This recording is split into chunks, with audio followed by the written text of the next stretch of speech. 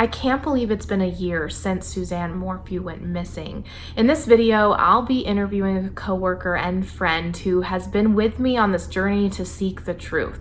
She's been behind the camera, editing and listening to most, if not all, of the people that I've spoken to about this case. So without further ado, let's chat with photographer Sarah Hempelman.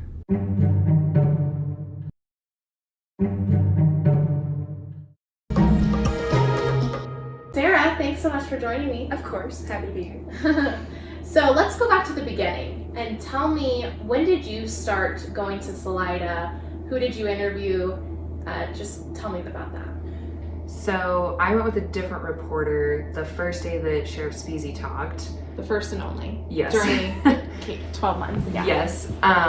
We went out there because we heard that they were actually doing the press conference. Unfortunately, we didn't get to go to the house because we had gotten out there a little later, and by the time we kind of reached the Salida area, we realized how quickly the presser was coming up, so we had to hurry up and get there. So we talked with him, and then afterwards had to hurry up and get live shots ready, so we didn't really get to explore or talk to anybody else, so that was kind of my first experience with going out there. Focusing on Sheriff Speezy's first press conference, which was the Friday following Mother's Day. Yes. So that was, I believe, May 15th. And what was your reaction? What was your gut feeling after that press conference? They definitely didn't have a lot to say, which, being in our field, is a little frustrating because obviously we want to know the information, but we also understand they can't give away too much. But it just kind of felt very fresh in the beginning, so they didn't know a lot to begin with, but there were still some questions that I feel like could have been answered and they just didn't, as far as the bike and what they found with that whole situation. There had been rumored that they found another personal item, but they couldn't tell anybody what it was, so that kind of, you know, makes you think a little bit in the back of your head, like, what else did they find and why can't they tell us what it is? But there just wasn't a whole lot of information at that point because it was just only a few days after she had been reported missing. Okay. And you didn't get to actually go to Puma Path House. You just saw when investigators got, because Highway 50 was actually closed. Yes. When you guys were getting there. Yes. And you guys saw them actually come down the mountain, correct? Yes, so we had Amber, who you spoke to. She had gone the very first day, but at that point we still didn't know which house it was. They hadn't released an address, or nobody knew which specific house was the Morphew house. So we were just kind of headed to where County Road 225 started, and we pulled off to the side because there was a highway sign that said that the road had been closed. So me and my reporter stopped to get video of that really quick, and as we were getting video, all of the search vehicles and police cars and all of that started leaving. So we got video of that and realized that they were leaving the house, and then we had to hurry up and get to the press conference. Okay. And then when was the next time you got to go back to Salida? I believe that was the weekend that you and I actually went out there to just kind of do a little digging of our own. Yeah.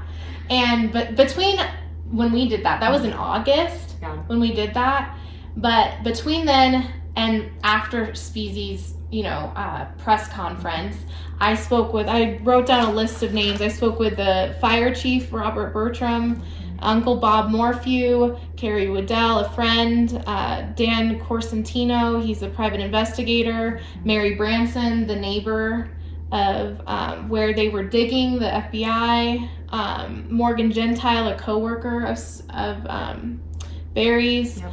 I spoke with many friends in Indiana, and then a fellow cancer survivor in Salida, and also Amber Hefner Amen, I believe, another family member from Barry's side. Mm-hmm. And then also Troy Skinner, who was also a friend of Barry's. So I spoke with a lot of people between, obviously, May 10th and then until we got to go back in August. And I went twice by myself to Salida before we got to go together. And that weekend, take me back to that weekend. Who all did we get to talk to? I mean, what all did we do? Do you remember? So I remember we tried to talk to George Davis, We went to his house, but he was not home. You spoke briefly with his wife, just trying to see if she knew anything, and then we were trying to find out exactly where they had searched. Yes, because he was a big part of that with Barry and the initial search that him and I guess some of his friends had done. Yeah, and so we were trying to figure out if they were going to plan on doing other searches. And so we wanted to know if they had anything in motion in the next couple weeks, because we wanted to be there. And so we spoke with George Davis's wife, and he was out hunting, I believe, is what they told us. Yeah. His little daughter answered the door. And then who else did we speak to? Oh, we spoke to the Poncha Market manager. Yes, we spoke to her as well. And I had spoken to her before. Yeah. So if I have that audio, I'll play that right now. Hello? Hey, Tiffany, it's Lauren Sharp. How are you? Good, how you doing? Hey, good.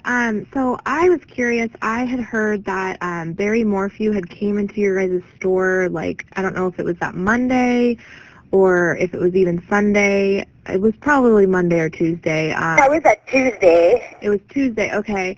And he, like, left you a note or something? Yeah, he was one of my employees that, he actually doesn't work here right now, but he came, I was in the back, like, baking, and he came in and was kind of explaining to the boy that was working here about her, but he knew who she was. And so he ended up, like, writing down this note that just said, it said, baby blue biker helmet, and then underneath it said bike, and then, like, skipped a few lines, and it said biker clothing, and that's all it said. Like, that was, like, his description that he gave. And did he say, as far as, like, his wife is missing and that those are the items he's looking for? Or what was? Yeah, he had told, what was his name? He had told him that his wife was missing, that he was looking for her, that this was what she could be wearing. Like, he didn't really explain, like, what her, you know, what she looked like or anything. Like, maybe because Cole knew what she looked like. But he, like, gave him that description and told him that, he was told him already that he was going to have that reward go out. This is that Tuesday, the 2 days after, and he said he was going to put the reward out for her, and they were going to send out flyers and stuff, and then that was about, it was a pretty short conversation, and then he just left. Do you guys still have that note, or did you guys... You know, so I talked to the CBI yesterday, and I was looking for the note. I don't know if I know where it is, but I do have a picture of it, for sure, so I'm trying to find the note as we speak, so... Can you hopefully I have it somewhere. Because it was just on one of our receipt pieces of paper. Like, he literally just wrote it on. Like, we printed up a little piece of paper that he wrote on. Can you send me the picture of the note? Yeah, hang on a second. Let me get your information, and then I'll... Okay, cool. I'll go get a pin inside real fast. Yeah, and I can send you a picture of it for sure, because I know I have that, because it was on my Facebook thing, so all my pictures. Okay. Okay, let me see real fast. Do you guys have surveillance video of him doing this? You know, we did have them, but they depleted after 2 weeks. And we didn't know that didn't save them, because, like, even the cops, like, wanted the footage, because we have our cameras face the highway as well. And, like, yeah, after 2 weeks, it just takes it all off, so we weren't able to save anything for them either. But you know exactly what your employee said as far as it was the Tuesday following Mother's Day. Oh, yeah, I was here when it happened, so I actually watched it on the camera in the back as it was going on, so... Okay, so what's your information? Sure. Okay. I will send it to you as soon, because like the CBI wanted me to send it to them too, and my phone had died when they were here, and I was like, oh, I can't even get onto my phone, so I'll get it, I'll send it to you for sure. And Tiffany, it was just really, like, vague, like a very vague note, you know, just, it was kind of weird that he didn't say, like, you know, what color her eyes were, or her hair, or whatever, you know. Had you ever seen him before? I've seen them together around town, maybe, like, at Safeway or something before, or, like, I used to work at the Patio Pancake, so I've seen him somewhere in one of the restaurants I've worked, or, you know, in one of the stores, but not very often. Okay. Maybe like once or twice, yeah. My son did go to school with Macy, the younger daughter. Gotcha. And Tiffany, what's your last name?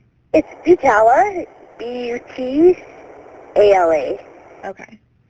Yeah, if you could just send me that text, that would be great of the note. That would be Yeah, for sure, I will. All right, thanks so much. Any other information you can tell me about that? Yeah, pretty much. I just, I've been following it, and everything I see online and stuff. I've seen you on there. I've seen everybody on there, so I've been kind of following it and just hoping that, something gets found out about it, so. I always just record conversations, and so I recorded this conversation. Is it okay if I upload it, or no, you don't want me to share your audio? Oh, that's fine. You can. Okay, sounds good. I just do it for my notes purposes, so I don't want to have any incorrect information. You know what I mean? Right, yeah, I get you. Okay. Yeah, I'll look for your text message then. Okay, yeah, and I'll send it to you as soon as I find the text message, so. Okay, thank you so much. For now. You're welcome. Thank you. Bye-bye. Bye. And then she also told us that she saw, I think, maybe, no, it was the teenage clerk that had also seen him looking through a trash can before coming into because the store, which is like a gas station and it's also like a bistro, like they have sandwiches that people can buy and things, and other, a typical gas station, they have food and things for snacks. But he had said that the store was already closed. Yeah. And so when he saw someone looking through the trash outside, he opened the door and was like, what's going on, and and she showed us the slip of she sent us a picture. So then after that, what else did we do? We went to the actual scene where the bike supposedly had been recovered, and that's information that we had only gotten from the family, confirmed through Trevor Knoll, who at first was the family spokesperson. And so we went there, saw the bike where the bike supposedly was recovered, and we talked to some woman who was on a bike, right? Yeah, so for me, that was really interesting because, like I said, the first time I went, we never actually got to see the house. I didn't really get to see any of Salida just in general because we basically had to immediately go to the press conference. So then going back with you, it was really interesting to see the actual house and where they lived, and it really puts it into perspective once you see kind of, I guess, the scene, if you will, so where the bike was found in relation to where they actually lived, and kind of putting all those pieces together and seeing it in real life versus just hearing about it in a story. It really puts things into perspective, so that was interesting for me. But then, yeah, like you said, there was a woman who resembled Suzanne a lot. She had very, dark brown hair, was riding a bike, wearing a blue helmet. Like, the description fit very well, and it was just interesting because she didn't know that that's where the bike had been found. She hadn't been told any of that. She was riding by herself in the exact same spot that Suzanne supposedly went missing, and so it was very interesting to hear her perspective on that. And we'll again put the link of that story, so if you want to see that interview, you can see that too. Then after that, we actually went to the Morphew home, and I left a note. You were with me shooting the video as I was walking up to the door, and I had just written a note to the family just saying, hey, if there's anything we can do to help raise awareness, to help you find your mom, your wife, please let us know. We would love to help in any way. Let us know if there's any more searches, and we'll get the word out as well. And I never got a letter back. I never got an email back. I never got a call really from that. But you were with me when I knocked on the door, and you heard a little bit. We both looked at each other because we heard, footsteps, or do you remember? It sounded like there was some rumbling within the house as if somebody was home, yes. And there weren't cars outside. There was the garage, I believe, was open, one of them. I think so, yes. Yeah. So I just knocked on the door, left the note, and then we just kind of left and kept going. We also, I believe, left a note with George Davis's wife as well. But if he had any information or whatever, felt comfortable talking to us to give you a call. we also went to the fire station where they do training. Yes. Just to see if any of his volunteer firefighter buddies, Barry's volunteer fire buddies, could talk to us just about, what it's been like. I know some of them actually were involved in that initial search with Barry and George Davis. So what was that like when we went into that? Well, first of all, nobody really answered the door, and there was basically nobody there. There were just a few people kind of... They were cooking, I think. Yeah, they were cooking in the in the kitchen. But they didn't really have a whole lot to say. And like for that specific one, I feel like a lot of people immediately think that we're just talking to these people because we're trying to get dirt on Barry or paint a certain picture. We were literally just going to find out like what he was like as a coworker and like what they thought of everything that was going on with the case. Yeah, and just trying to get generic information about what they were thinking, having known somebody involved in it. And yeah, we didn't really get a whole lot of information out of them. So that was a little disappointing because it would have been nice to hear from their perspective what they were thinking, knowing somebody. Yeah. So after we did that weekend trip, that next week, we were starting to put our story together, and then I just decided, hey, I'll try one more time to get in contact with Barry, and he did answer. Mm-hmm. And at first it was a short conversation. I think it was only 4 minutes, and he just said, hey, thanks for reaching out. I'm not ready to talk with the media. He said we're a really private family. He talked about how there was misinformation out there. I'm trying to remember everything. He did kind of wanted me to point me in a direction of who he might have thought had done it, or it was still the whole like someone kidnapped my wife theory is what I got from that conversation.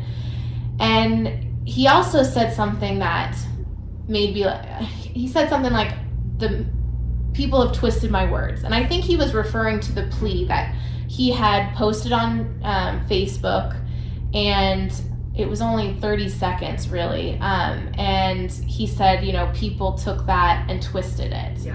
And I said, well, please explain that. I mean if you think people are thinking terrible things about you, then why don't you tell people what why that's wrong, And so he hung up the phone with me, and then he texted me, and then I texted him back, and he said, call me back. So then I called him back, and that was my first initial 30-minute conversation where he goes into detail. Yeah. So I believe, do you think this too? Do you think it was because we went to Salida that weekend and we're questioning his friends and questioning the firefighters and wanting to know what's going on? Are they searching? What are they doing? Do you think that's why he ended up talking to me? You were with me. Yeah, I definitely think that was a huge part of it, because I'm sure, George Davis is one of his friends. The people at the fire station or the firehouse know him. So I'm sure somebody let him know, hey, there were people here asking about you and asking questions. And if he heard that more than once, that probably set off a light bulb in his head that I need to actually talk to them so they're not getting misinformation. Mm-hmm. Because if he already thought people were twisting his words, it's better for him to just say it in his own words then, instead of hearing it from friends or outside sources.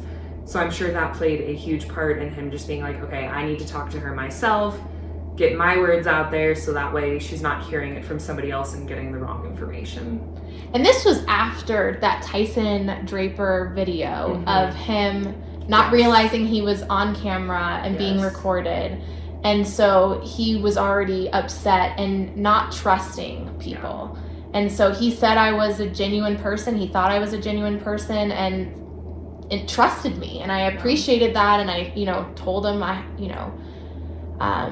thank you, for trusting me and letting me tell, some of the things that he told me. There were there were things that he told me that he did not want me to share. Yeah. And I have not shared that at all. So after that, we did some more interviews. We got a couple coworkers that wanted to talk after Barry had talked to me. Yes. So I remember we had already planned like a couple days before Jeffrey Puckett started talking. Yes. We were planning to go to Salida. We were planning to meet with him and talk with him about what happened that Mother's Day weekend in Broomfield, Colorado, where supposedly Barry was the day that Suzanne was reported missing. So I remember getting our stuff in the car and I see the Daily Mail article of Jeffrey Puckett and I'm like, oh no, they beat it to, they beat us to him, because I had already kind of started the ball rolling and getting that interview set up. So we had already planned to go that day to talk with him. Yeah, so Jeffrey, he hadn't really worked with Barry. And I mean, he had worked with Barry, but he wasn't ever called to do a private job, it seemed like, from our understanding after talking to him. His initial reaction to the whole situation, what was that, do you think? He was not very happy. Do you mean as far as us talking to him, or just the whole case? The whole situation.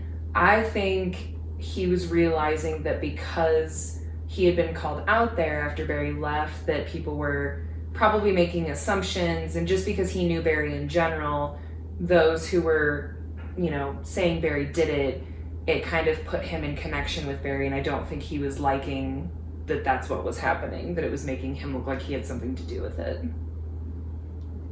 Did you get the understanding that, him and Barry were close coworkers, or that, they were good after that weekend, or like that they were on good terms, I mean?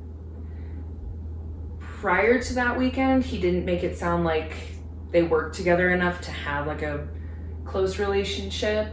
And I feel like maybe even more so after that, it kind of pushed that relationship even further, because again, I think Puckett just wanted to distance himself from all of it to make sure that he wasn't getting caught up in anything, and he didn't make it sound like him and Barry communicated a whole lot to begin with, so I feel like they didn't have a very close connection, I guess. I know that Puckett got a lot of heat for talking with the Daily Mail and with us. Yeah. Did you believe what he was telling us? I did, yes, because he was one of two, because Morgan Gentile was the only other person there. With him? Yes, with Puckett when they went to the job site in Broomfield. And I feel like what he was saying was very believable. He was very exact with what they did. He was very methodical about, okay, this is what we did, this is what we did, this is what we did. Yes. I remember him being very specific in our interview. Yeah. And I think a huge part of that was because the Daily Mail had already messed up some of his information, so he wanted to make sure that he was saying what was actually true so that things didn't get misconstrued. A lot of the details that he had shared in the Daily Mail article, and then in talking to us about like the hotel room smelling of, chlorine, and it was a strong odor, and that there was wet towels on the ground, and there was a piece, he was very specific about, it was one piece of mail and not multiple pieces of mail that he found that was addressed to Barry. It had Barry's name on it. Yeah. So he knew because of that piece of mail that Barry had been in that room. Yeah. After talking to Jeffrey Puckett, and if I can share that video of the initial walk up to help people understand, because that was kind of a candid talk, Before we brought the camera out and everything, just to... We wanted to feel him out. Yeah. But we always, I think it's something for us to do just to keep us safe, is to just always have recording. If it's audio, this time it just happened to be video, just so that if something were to happen to us as journalists, that we had proof of what had happened. Yeah.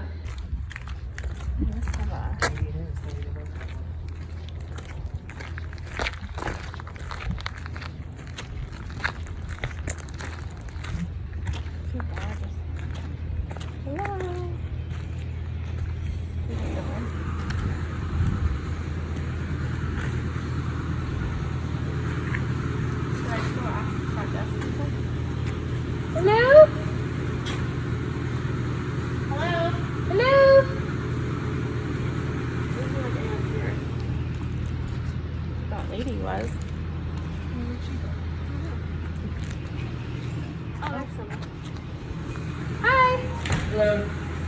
Hey, we're looking for Jeffrey Puckett. That's me, but I ain't talking. You're not talking, No. but you talked to the Daily Mail. No, I didn't mean to neither. Cause I mean, I was under the impression that there was somebody. I won't talk to him. I'm local. Oh, so you didn't realize that they were interviewing No, I you? mean, or- I thought it might have been like private detective or something. I mean, like Oh, something like that. But they come out and give me a business card after I talked to them. And I just, it was like a few minutes talking to them. Yeah. You know what I'm saying? Gotcha. Because I looked at it a while ago, and they misconstrued a lot of things I said. You know what I'm saying? Yeah, that's what I thought too. I 'cause mean, a lot of they just kind of blew shit out of the water and saying, you know. Would you want to do an interview with us to, set this record straight? On Well, I mean, camera? a lot of stuff I said, I mean what I say, but I mean, they were just like as far as finding the mail in the room down Yeah. there. It was one piece of mail. I didn't, like I said, it wasn't multiple. You're it was saying. one piece of mail. And then they said I found a bunch of mail. I said one piece of mail, and that was true. You know what I'm saying? Yeah. And the room this not covering. I mean, I'm not making that shit up. Yeah. I mean, he said he drove me and got me involved in it. You know what I'm saying? Yeah. It sounds like he's trying to use you as an alibi. Well, I mean, when I first got down there, I listened to that interview. Yeah. When I first talked. Yeah. I mean, my first. This was like an alibi in hell. I mean, then I didn't find a piece of mail. I didn't find a piece of mail until like the next morning, Monday morning, in the bathroom. It was in the trash can. So I picked something in the trash can and it bounced out. It had like a couple brochures for like Salida realty company. Okay. Brochure things that was balled up with it. And then there was like on top of the trash can. Yeah. And I knocked them off and then there was a piece of mail in there. They buried it. Wow. I mean, why was he having? And he never came back. No. I mean, I didn't want to do because Monday morning come. See, I was down there helping. I wasn't even part of the deal. I mean, I was the girl before Morgan. Barry called her and said that the reason why he had to come back the night before, the Sunday night, was because of family. First of all, it was a family emergency. Then next night he said she was missing. That's what it said. So did he spend the night Saturday night there? I couldn't tell you. No, because, well, I don't know. I don't know because I seen him here Saturday. I was over there working over there. And say Saturday morning, before what I'm, Morgan and him worked that place down there. The Salida, County 105? The house across from that. Yeah, over by there. the river? Yeah. They were there a couple hours, and she told me that they said that they were going to go hiking or bike riding that day or something like that. But anyway, then I seen Barry here around. I want to say I've seen him twice, but I'm not for sure. I know I've seen him once. They put that piece on the bucket, the plate, and then as far as I know, his workout was right around lunchtime, going to somebody right here, getting his bucket thing fixed. Are you talking about on the Bobcat? Yeah, on the Bobcat, yeah. The Okay. digging thing? Okay. Yeah, and then, all right, and then later on, when I talked, it was like weeks later, I was talking to the people on the stove spa place, Okay. and then they said that Barry come through, got some stuff out of there, got some stuff, pieces stuff up supplies, like Saturday evening, something like that. So I knew where he was. He was with her, Morgan working there, and then here lunchtime. So Saturday he was here. Now, eating time. It was like between 4 and 5 or 6 like that he was down there getting some stuff from there. So from staying on, I don't know. That's when he must have went down there. Okay. I'm guessing. And then on Sunday, what time did you arrive at the hotel? Oh, I didn't get it Sunday night, but I actually was.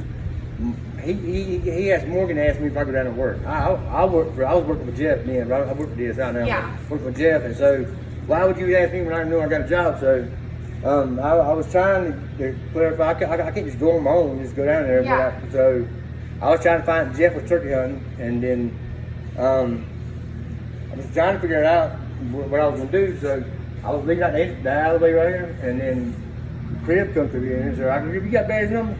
So I called Barry. Said, "You need me down in Denver?" Yeah. So I said, "Okay." And I talked to him then. That was it. As far as talking to him, and then Did he pay you for at least going to he try to paid work? me. He paid me when I got back. He paid me. Paid all three of us. Matter of fact, me, Morgan, and Cassidy. Okay. And as far as like take me back through the hotel room, what did you smell? What did you see? Chlorine. I mean, it's kind of odd though. I'm thinking back. I'm not thinking it's alibi because of the chlorine. I think it's alibi because it just looked like it. You know what I'm saying? Just finding the mail there. I'm like, man, this is just weird. You know what I'm saying? This is a good thing because Did the towel smell like chlorine? no, I Or the whole didn't. room? The room did. I first walked in there. I'm like, dang, because I'm like, why would you have some more? Because I met the chlorine later on, weeks later, talking to the people on the spot place, and they both looked at each other and said, he must have bought chlorine or something. That I'm just guessing, so Saturday maybe. So that's why I think when I mentioned chlorine to them, they kind of looked at each other, the husband and wife owner. So they kind of like, yeah, he must have bought chlorine then, I'm assuming, you know. But I don't know, it's just weird. I mean, it was that guy down there, and the stuff that had to be get done down there, we had nothing to work with. There was no tools. But it was like shovels and stuff he left in the hotel lobby. There's like a couple shovels of race, but as far as done, you get a picture of this wall was done like last year's deal, and it was messed up. So Monday and Tuesday we kind of messed with it and got it straightened halfway decent, but best we could. And then so the wall kind of runs up like yay high, it runs across there, and tips back down. But the CDOT wanted like come up and like run add about 2 or 3 layers to the top of that, and work across it and work way down at the end. And blocks would be there on Monday morning, never showed up. Wow. You got to do lifts, so you got to put dirt in there, get a machine, and pack it down. Get an inspector to come inspect it, about one lift, and each time you do a lift, you got to run a machine across and get it packed down. You got to get a man inspector to come inspect it for the county or town or whatever, inspect it, and then you do the next one. So were there just no tools to do but, that but part? no, and probably I'm guessing probably a couple of those dirt had to be down there too. But none of that shit down there, wasn't nothing. And I got mad about it, so I'm going home. And when did you go home? Tuesday at lunchtime. And you never heard from Barry after that? Well, I mean, no, I ain't supposed to talk to him, no, but I mean, I've seen him in the parking lot right here, like coming through, turning, circling through here, because he still does landscape stuff, I think. But I mean, I haven't. So in the hotel room, what did he say when you said? I never seen him. Oh, you never saw him? No, because when I was, matter of fact, he was heading back before we even left here. We probably left around 6:30 maybe that evening or something like that. We left out in Salida. We was at the store getting some tools, matter of fact, and some shovels and stuff, and then he called and said that he had found an emergency. So he was heading back, and we was heading down that way. Okay. So, but really, I thought it was a waste of time going down there because all the stuff that had to be done. Because when I was that Monday morning, and the inspector come down there, I'm like, and I had Morgan, and I said, you hear what this she just said? That guy said they had to be inspected. He trying to do a lift, you got to get inspected. I said, we ain't got nothing to work with down here. No, nothing. It pissed me off. I'm like, we down here, no dirt, no nothing to pack it down with. It's kind of shitty. And then I'm like, so Tuesday I said, if it ain't here, the pallets of blocks would be coming. Never showed up. Well, we're with Fox 21, and it's a local station here. I've been covering it from day one. She's been helping me. I spoke with Barry. I was just seeing if I could do an on-camera interview with you to clarify. Well, I got a picture of me with that damn the people from the Daily Mail. They're from England. Why would you talk to them? Well, no, I mean, I was down there working on the job site, and my boss Rocky was like, some people speak funny like British. I'm like, British people. Well, talk to me for ways. He maybe they had a hit on me or something. I don't know. I'm like, I said, I don't know. Remember I knew somebody else. I don't know about like that. So. And he's like, I'm interested to see what they say. I said, I really don't want to care what they say. And then got up here, and I got the truck, and then they asked me, it was about 5-minute question, but they made it sound like, damn, I blew the case wide open. But I mean, I've been told this shit to the FBI to begin with, you know what I'm saying? You've talked to the FBI I done told them all this stuff, right, to begin with, so. And they trying to keep the shit low key. Yeah. Trying to figure things out, and. We've tried to talk with the sheriff to try to get new Yeah, and then see Barry's blaming the sheriff now. I know. And all this stuff right here, it's just been that. If we could go get our camera real quick, could we talk with you just? Could you maybe come back? Maybe I'm gonna eat lunch. Could you please come back in about maybe 45 minutes or an hour, and then I don't mind doing it. But I mean, I'm not going out that table. It's got blue sheet of wide open saying. Well, I want to clear things up and make sure what you say is correct. Well, it just says I was just down there helping Barry just get the job done, and then I'm mad because Barry whatever I mean, I got my opinions on things, and I mean, I might not like it, but it's my opinion. Do you think Barry had something to do with it? Yeah, I do. That's my opinion.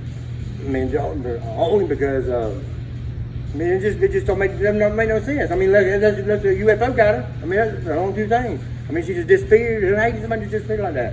It don't make no sense. And then I really think the bicycle thing was just a ploy. I don't even think she really. I don't know. I don't think she was really riding it. I don't because technically, my No one opinion, saw her on a bike well, but ride. the neighbor said that she was riding a bike, but that's like, all right. Then Barry's telling the neighbor, yeah, she went bike riding. That's what they're going by.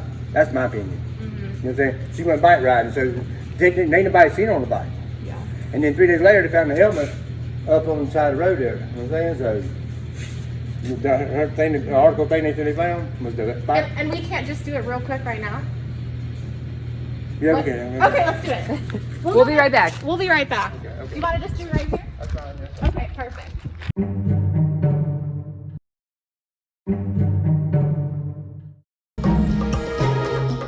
We have so much more to talk about, so we are going to have to do a part 2. We are going to talk about the first time that Lauren and I came face to face with Barry.